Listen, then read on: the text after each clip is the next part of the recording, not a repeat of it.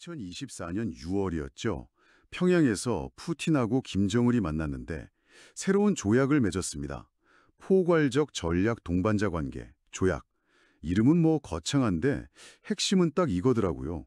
한쪽이 침략당하면 다른 쪽이 지체 없이 군사 원조를 한다. 네, 맞습니다. 사실상 냉전 시절의 군사 동맹이 거의 30년 만에 부활한 거죠. 정말 궁금한 게 바로 이 지점이에요. 아니, 불과 몇 년 전까지만 해도 우리랑 가스관 연결하자, 극동지로 같이 개발하자 이러던 러시아가 어떻게 하루아침에 이렇게 돌아설 수 있는 거죠? 바로 그게 오늘 저희가 청취자께서 보내주신 자료들을 통해서 아주 집중적으로 파헤쳐볼 부분입니다. 지난 30년간의 한러 관계가 우리가 생각하는 것보다 훨씬 더 극적이었어요. 극적이었다고요? 네, 그냥 단순한 외교사를 넘어서 항공모함을 막 통째로 넘기려고 하질 않나. 핵잠수함 기술을 비밀리에 거래하려고 하질 않나. 정말 롤러코스터 같은 역사가 숨어 있거든요. 와, 항공모함의 핵잠수함까지. 이건 정말 처음 듣는 이야기인데요. 좋습니다. 그럼 보내주신 자료들을 바탕으로 이 한러 관계의 결정적인 장면들을 한번 따라가 보겠습니다. 우리가 놓쳤던 기회부터 아무도 몰랐던 성공, 그리고 배신의 순간까지 한번 깊이 들어가 보죠. 자, 그럼 시간을 좀 거슬러 올라가서 90년대 초반으로 한번 가보겠습니다. 이때가 소련이 무너지고 러시아가 막 태어났을 때인데 국가부도 직전이었잖아요. 네, 말 그대로 파산 직전이었죠. 그런데 이때 한국에 정말 믿기 힘든 제안이 하나 들어왔다고요? 맞습니다. 러시아의 최신의 항공모함 두 척, 민스크함하고 노보로시스크함을 그냥 고철값에 사가라는 거였어요. 고철값이요? 항공모함을? 네. 자료를 보니까 당시 우리 최신의 전차였던 K2 있잖아요. 네, K2 전차요? 그 한 대 값보다도 쌌다고 합니다. 와, 솔직히 이게 진짜 가능한 일이었나요? 가능했습니다. 러시아가 그 정도로 절박했던 거죠. 근데 오늘 자료의 핵심은 우리 정부의 목적이 단순히 고철 수입이 아니었다는 거예요. 아, 다른 목적이 있었다. 그렇죠. 진짜 목표는 그 항공모함을 통째로 들여와서 완전히 해체하고 그 역설계, 리버스 엔지니어링이라고 하죠. 역설계. 그걸 통해서 우리 해군 기술력을 단숨에 세계 수준으로 끌어올리려는 아주 야심찬 계획이었던 겁니다. 잠깐만요. 그럼 항공기를 거의 40대 가까이 싣고 미사일까지 갖춘 말 그대로 움직이는 군사기지를 통째로 분해해서 우리 기술로 만들겠다. 와, 정말 대담한 발상인데요. 그렇죠. 생각만 해도 막 가슴이 뛰는데 이 엄청난 계획은 왜 무산된 거죠? 가장 큰 이유는 역시 미국의 강력한 견제였습니다. 아, 역시 미국이. 네, 한국이 갑자기 태평양에 항공모함을 띄우는 걸 미국이 원치 않았던 거죠. 여기에 국내에서도 아니 통일 비용도 없는데 무슨 항공모함이냐 이런 반대 여론이 아주 거셌고요. 그렇군요. 결국 그 민스크함은 중국의 고철로 팔려나갔고요. 지금은 선전시에 가보면 해상 테마파크가 되어 있습니다. 테마파크요. 참.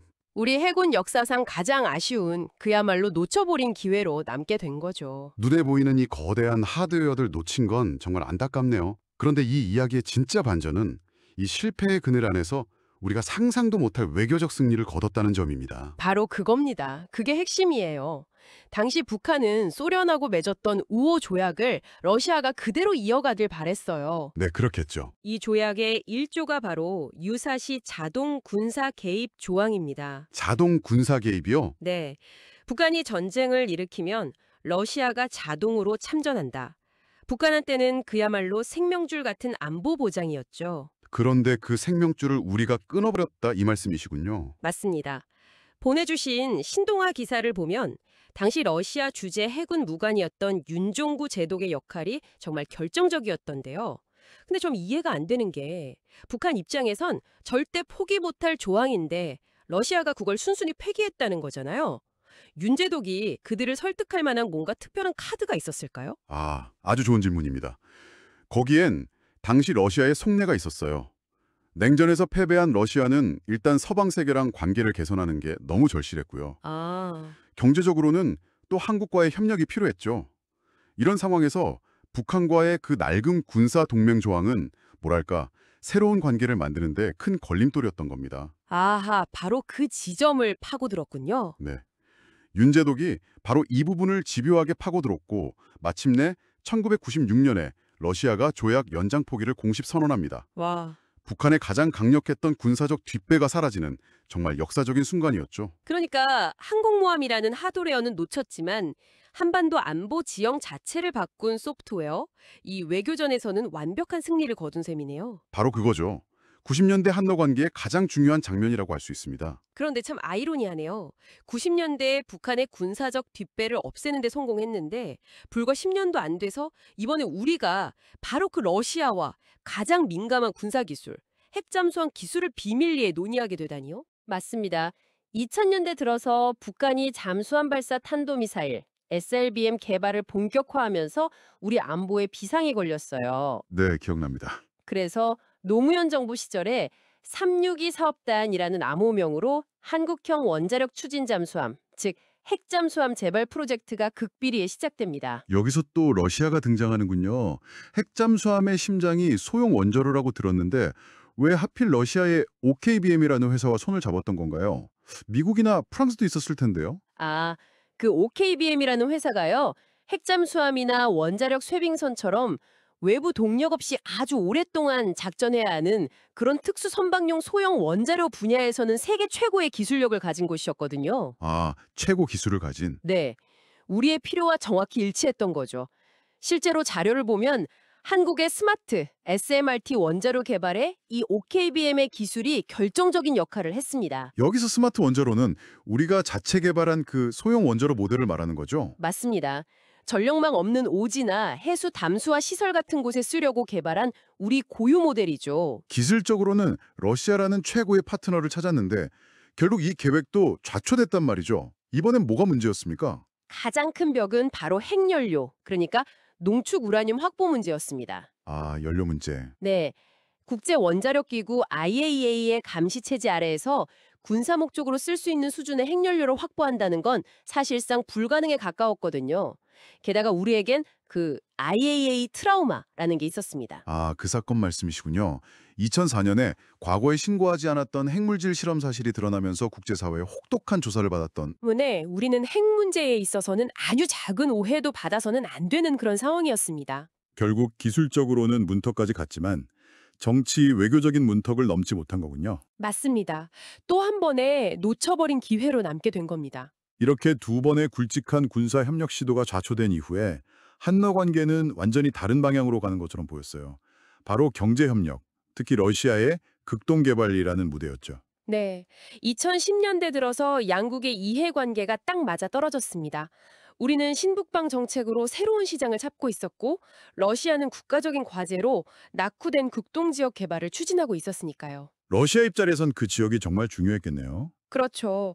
시베리아 횡단 열차의 출발점이자 태평양으로 나가는 관문인데 그냥 둘 수는 없었죠. 그래서 블라디보스톡 자유항이나 선도 개발구역 같은 파격적인 세금 감면 정책까지 내걸면서 외국인 투자 유치에 거의 사활을 걸었습니다. 자료를 보니까 여기서 정말 흥미로운 대목이 나와요. 러시아가 중국의 그 막대한 자본은 필요로 하면서도 동시에 중국을 엄청나게 경계했다는 거잖아요. 맞습니다.